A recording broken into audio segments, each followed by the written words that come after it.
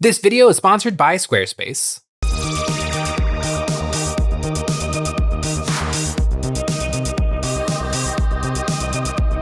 Hey guys, Jay here. Welcome to Miles Memories Weekly, episode 269. Miles Memories is a show about nothing and is filmed in front of a live studio audience. This is a show where I talk about painting, modeling, and wargaming experiences from the week. Now you might be thinking to yourself, Jay, you put out 3 videos a week. How? Could I possibly have more to say? Well, I do, and here goes.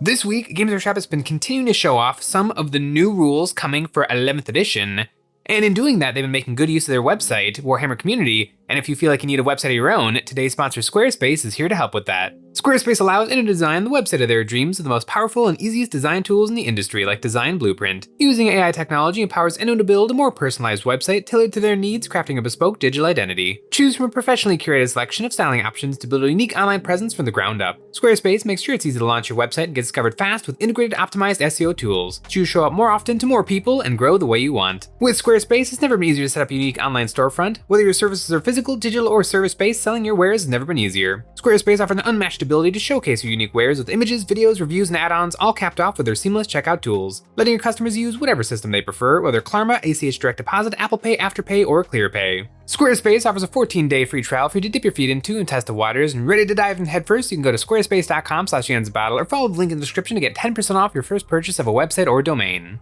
I have been enjoying reading some of the new rules coming to Warhammer 40,000 11th edition, but it is really annoying. All of these articles give these little teases of things to come, but we don't have the rules in front of us, and so we don't really know the full context of anything that we're seeing.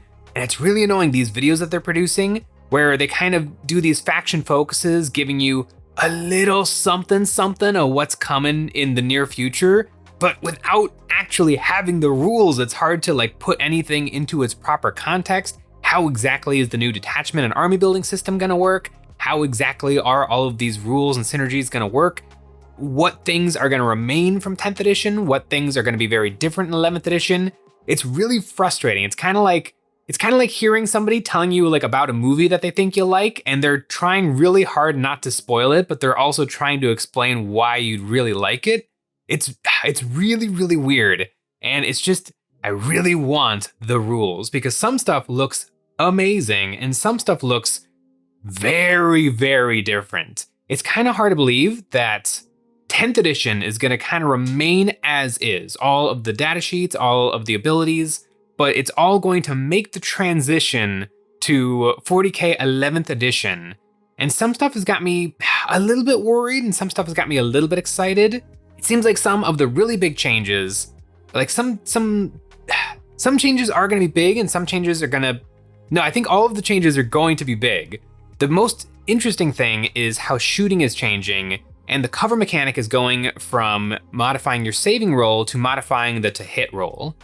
This seems like a really sketchy kind of a change. Number one, the math is just confusing, because typically an armor save benefiting from cover, you're improving a lower number of dice that are worse. So you might be going from saving 5 dice saving on 5s to saving on 4s. Modifying it to hit roll is usually a huge volume of attack that is hitting on a really low number. You could be modifying 15 dice going from hitting on 3s to hitting on 4s. And so how is that math going to shake up? Because the to hit dice also have to go through the wound check, and so that wound also could have modifications to it, like devastating wounds or twin linked. And so you want a high volume of attacks to go through to the wound step in order to break through a tougher opponent. And it'll just be really, really interesting to see how that works in 11th edition. And also for certain things like armies like orcs, where they're naturally hitting on 5s, does that mean an orc army is basically going to be always hitting on 6s? That could be fine as long as the saving throw of my opponent cannot be modified with a saving roll, but maybe they can also still be modified with something like an Armor of Contempt. There's a lot of defensive stratagems in the game. This one seems like an interesting change that will have to be seen in practice, how it actually shakes up. The maybe more interesting change is the way detachments are going to work in 11th edition. And I am tentatively extremely optimistic about this, because it does fix one humongous flaw with 10th edition, and that is ally mechanics. allying in stuff is kind of interesting and cool, and it's fun to see things happen in game. But the challenge is Games Workshop wrote 10th edition so that you kind of can't ally things together. And so they wrote these really weird systems. Like for Genestealer Cult, who used to just be able to take some Imperial Guard things, now you can ally in certain Imperial Guard things if you take one specific detachment that unlocks the ability to use those certain things. But to get the benefit, I guess, of unlocking those certain things, you kind of have to not get the benefit of some of the maybe better Genestealer Cult detachments that benefit your Genestealer models. And instead, you're taking this one detachment that lets you bring in some Imperial Guard things and lets those Imperial Guard things maybe be a little bit better. There's also weird rules with Chaos where any of the vanilla Chaos can take battle line infantry from any of the bespoke Chaos God factions, and they're kind of just allowed to do it up to 250 or 500 points worth of allied mono god units. Then you've got Imperial Knights, where you've got the rule of 1 big, 3 small, where you can have 1 big knight or up to 3 armigers or war dogs allied into your force, and that's just fine. And then you've got the fake army, the Imperial Agents of the Imperium, which was a codex, but it was a codex without an army rule, because the army rule was you can ally in units from this codex, which is kind of a random assortment of like Imperial Navy Breachers, a little bit of Sisters of Battle, a little bit of Grey Knights, and a little bit of Death Watch. And you can pick and choose certain things to take from this codex and put them into your own, but they don't benefit from your army ability and your stuff, but you can do it. And they started out being quite a bit more expensive to ally in a lot of these Imperial Agents things into those codexes. But then as the game has progressed, it seems like those things have gotten a little bit cheaper, except for Kyria Draxus, RIP Kyria Draxus and the Adeptus Custodes. And so all of this like weird shenanigans of how do you get things from one army into another and have it be real, it seems like the new detachment system is going to make that a lot better, because detachments are now going to be not just you slap one detachment on your army, you're good to go. Now you have a pool of detachment points, and you can spend those points to take a bunch of different detachments. And I would assume that each faction is going to have access to some sort of a detachment that's like the Bring Knight Allies detachment for one. And you can just slap that on your guys, and it immediately gives you the opportunity to take some Knight Allies and have those Knight Allies have some rules to benefit them in your army. This seems like a really, really clean, really good way of doing this. You know, if you're a Genestealer Cult player, instead of being like, okay, I'm just going to bring a lot of Imperial Guard so I get my money's worth out of running the Imperial Guard detachment, now you might just be able to slap on one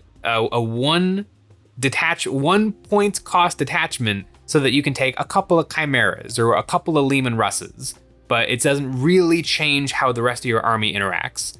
I think that this is a really, really nice system to something that weirdly is confusing and bad in 10th edition.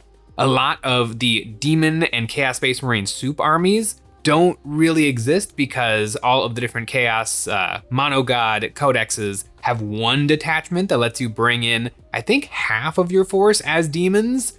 But if you don't want half of your force as demons, you just want a couple of squads of Bloodletters, just for flavor and fun, it seems like this is going to be a much better system to do. It seems like an actual system as opposed to a bunch of random rules written in the margins of codexes. And that is really, really exciting.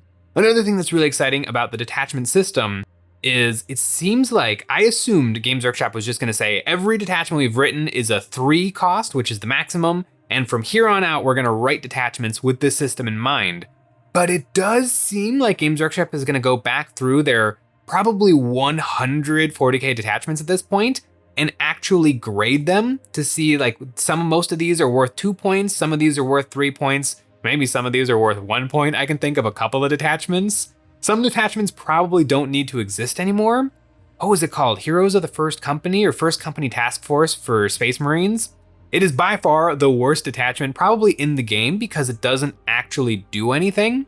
It originally, I think it gave you it gave you Super Oath for 1 turn, but now Super Oath is just normal Oath, and so it doesn't actually do anything. I guess it gives you Super Oath on a turn you already have Super Oath, so that's a little something. But it'll be interesting to see Games Workshop actually going through all of the work that they've done so far and figuring out if they're good or not. I feel like a lot of Black Templar detachments could be 1 or 2 cost attachments, where some things like Gladius and Bastion Task Force and some of the, only Space Marine detachments that people actually play with are going to be 3 CP or 3. Keep saying command points, but they're not command points. It's a new thing. It's detachment points. It's DP. And so I should get the lingo correct. But it does seem like a really, really interesting thing that's going to dramatically change the game. And it's a very slightly worrying because some of the really good detachments, I feel like kind of hold the others down. I feel like there's a giant middle ground of detachments that are just kind of fine, but you don't want to play a just fine detachment into a really good detachment. And I feel like the move would be to take the high performing detachments and maybe bring them down a little bit. It doesn't feel as fun to have a cool toy taken away, but if having that really cool toy taken away means all of these slightly less shiny toys get to play, I feel like that's better. This is something I totally see in Age of Sigmar Spearhead. Really, really fun, tight, interesting game. But there's just a couple of teams, I'm looking at you, Soulblight Gravelords, who are no fun to play against because they're just overpowered. And you just know exactly what's going to happen. I mean, it's kind of criminal how good those vampires are in comparison to like the Diaper Dwarves or Cities of Sigmar, either of the teams. They're fine. They're fun. They're flavorful, but they're not a whole bunch of Blood Knights that can charge in and auto kill like one thing a turn every single turn.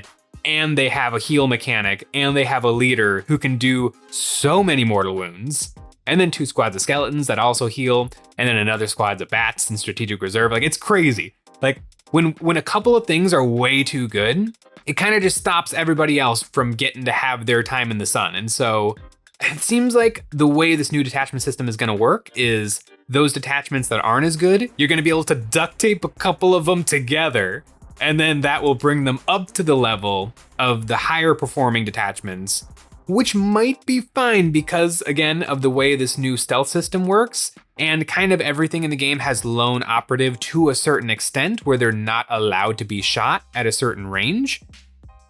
I'm really interested to see exactly how this plays because war games in general are more fun when you have your toys on the field. The problems start to arise when you don't have those toys on the field, when everything just starts dying and you lose options for doing things in the game.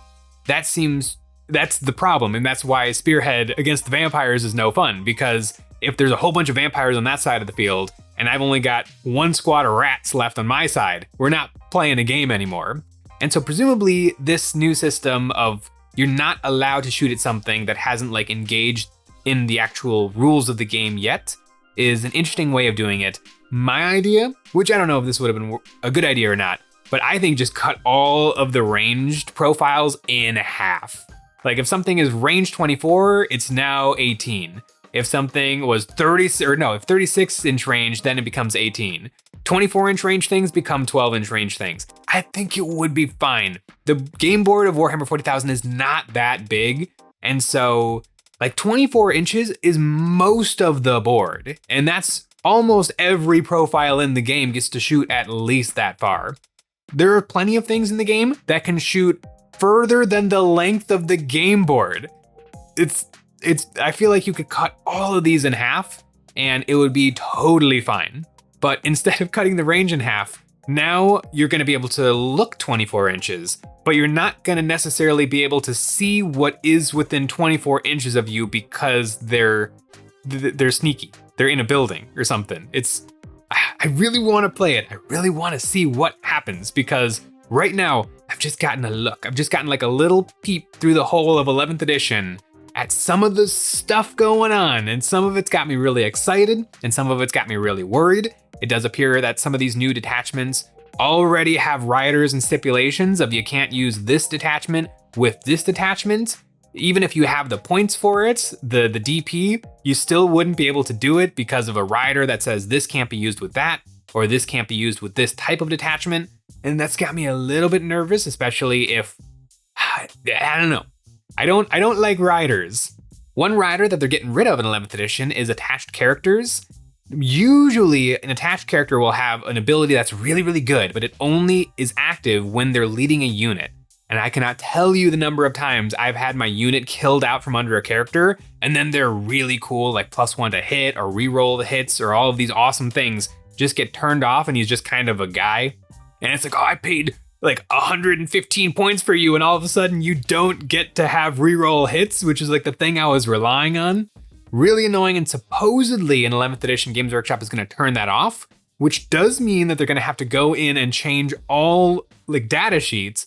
Which, when they go in and change all those data sheets, are they going to change anything else? Are they going to give the Reaver Sergeant Deep Strike? Because for some reason, Reavers have Deep Strike, and it's one of the very few things that make them baseline playable in the game. But if you attach the leader of the Reavers to a Reaver squad, they lose Deep Strike because the captain doesn't have Deep Strike. Like, are they going to... There's a couple of little things I would love to see changed, along with these changes to removing riders and stipulations from rules to just make them permanently active. Like, 11th edition, it cannot come fast enough because I really want to play it. And speaking of wanting to play it, I have been building and painting like a fiend, getting some of my Black Templar ready to rock and roll, because I've got my army that I really like playing. I've been using it in Gladius. It's taken a good mix of vehicles and infantry, but I really want to try some other things. I want to try lots of heavy bolters and lots of jump packs. There are so many jump packs on my desk right now. I've got Inceptor squads. I've actually got a squad of assault intercessors with jump packs. Like, I'm trying to get all of this stuff ready to rock and roll so that when 11th edition drops, I can try out so many different variations of detachments and see how all of this stuff mixes and synergizes together. Because right now, like, Gladius Task Force is fine, but I've played it like 50 times and it's starting to get a little boring. And so I really want to be able to hit the ground running with 11th edition and think, since I have such a massive collection of Black Templar, I'll have so many things to draw from. And so I feel like that'll be a really good way to just play a ton of games in a ton of different ways and to see what exactly can happen. Because my dream is I can pick my favorite units, Sword Brethren, things with jump packs, things with heavy bolters. And if I can just pick and pull detachments and then duct tape them together and make those things that I really like better, and then have it actually be somewhat playable in the game, that would be like a dream come true. Right now, Gladius is fine, but it definitely kind of pushes you in the direction of what things you want to include in your army. And since none of the Black Templar detachments are very good, it's not necessarily the Black Templar-y flavored things so much. But I don't know, 11th edition looks really crazy. Not as crazy as some of the amazing hobby products available from EonsOfBattle, but it's pretty crazy. Over on EonsOfBattle.com, we're all restocked on our excellent hobby goodies: Gamer's Grass Tufts, Great Head Studio Bits for your Space Marines, Army Painter paints, brushes, Basin Cork, ultra thin and ultra thick super glue, and we've got terrain. It's the best way to support us doing what we do by getting a membership. Each month, members get a credit good for any one terrain pack we've ever made or the brand new one. New in May, we have created the Cyber City, a set of terrain perfect for any fast-paced war game. These beautiful gleaming buildings are the picture of future affluence, ready to be fought over and on top of. These pieces were designed to give plenty of line-of-sight blocking terrain, with lots of rooftops for miniatures to stand on. And with a stacking system, you can build your boards up into the air with lots of catwalks and staircases to let your battle in the third dimension. To sprinkle around the city, there are some sci-fi accessories like line-of-sight blocking hologram projectors, rooftop doors, and computer terminals, crates, snack machines, everything a future battlefield needs. This terrain set was designed by us and is available at EonsOfBattle.com. With all of the rumblings of 11th edition, I almost wish we got nothing, and then they just dropped 11th edition on us, because I've been like, the brain has been churning with all of this weirdness and all of these little sneak peeks of what's coming. But I almost kind of wish that I got nothing and then I could just read the rules and see what happens. Like, but I have been reading these articles and watching these videos, so I guess Games Workshop got me. But I don't know, I'm looking forward to it. Thanks for watching.